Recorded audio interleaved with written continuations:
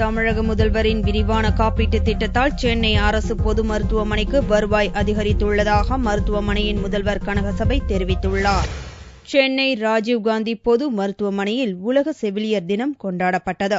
இதில் சிறப்பு விருந்தினராக மருத்துவமனையின் முதல்வர் கனகசபை கலந்து கொண்டார். மருத்துவமனையில் பணியாற்றும் செவிலியர்கள் சேவை உள்ளத்தோடு பணியாற்றுவதற்கான உறுதிமொழி எடுத்துக் கொண்டனர். பின்னர் செய்தியாளர்களிடம் பேசிய மருத்துவமனையின் முதல்வர் கனகசபை, தமிழக முதல்வரின் விரிவான காப்பீட்டுத் திட்டத்தால் மருத்துவமனைக்கு 11 கோடி ரூபாய் வருவாய் கிடைத்துள்ளதாகவும் இதில் செவிலியர்களுக்காக ஒதுக்கப்பட்டுள்ள நிதி 32 லட்சம் என்றும் தெரிவித்தார். 8ஆம் தேதி ஆரம்பித்து இப்பொழுது 3 மாதம் முடிவடைஞ்சது. இதை மொத்தம் 1600 ஆபரேஷன்ஸ் முடிச்சு பேஷண்ட்ஸ் வீட்டுக்கு போயிட்டாங்க. அதனால ஒரு 4.5 கோடி ரூபாய் நமது மருத்துவமனைக்கு வந்தாச்சு. ஆக மொத்தம் 3600 பேருக்கு அப்ரூவல் வாங்கியிருக்கிறோம். இந்த 3600 பேர் அப்ரூவல் ஒரு 11 கோடி ஆகிறது. இந்த 11 கோடி எப்படி என்றால் 60% கன்சியூமபிள்ஸும் 25% டிஸ்போசல் ஐட்டமும் 15% மேன் பவரும் கொடுக்கப்படுகிறது. இந்த 15% மேன் பவர்ல 4% செவிலியர்களாக இருக்கிறது.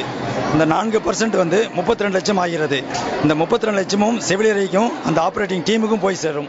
சென்னையில் டெங்கு காய்ச்சல் புகாருடன் நோயாளிகள் யாரும் மருத்துவமனையில் அனுமதிக்கப்படவில்லை என்றும் கனகசபை தெரிவித்தார்.